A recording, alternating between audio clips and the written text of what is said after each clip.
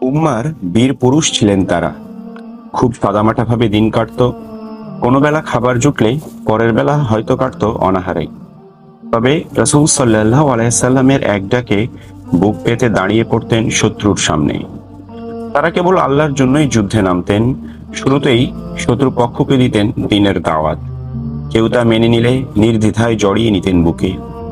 মরুর বুকে তীব্র কঠিন দিনেও সিয়াম পালন করতে করতে তারা লড়ে গেছেন যুদ্ধের ময়দানে। তাদের মেহনতে দিন প্রতিষ্ঠিত হয়েছে দুনিয়ার এক প্রান্ত থেকে আরেক প্রান্তে।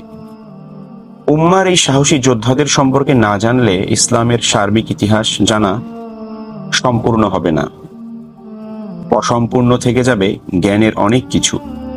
বাঙালি মুসলিম শিশু কিশোরদের মাঝে উম্মার এই শ্রেষ্ঠ যোদ্ধাদের জীবনী ছড়িয়ে দেওয়ার প্রয়াসে ইসকন ইনস্টিটিউটের আয়োজন সংগ্রামী যোদ্ধাদের গল্প।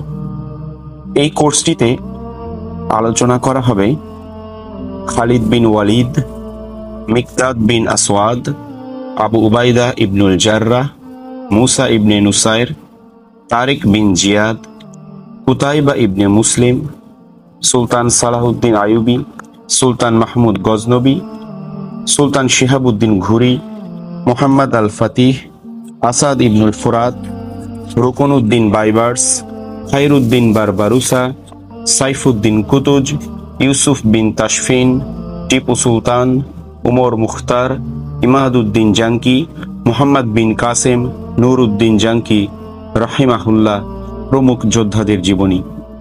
কোর্সটি মূলত শিশু কিশোরদের জন্য হলেও জানার জন্য এনরোল করতে পারেন যে কেউ।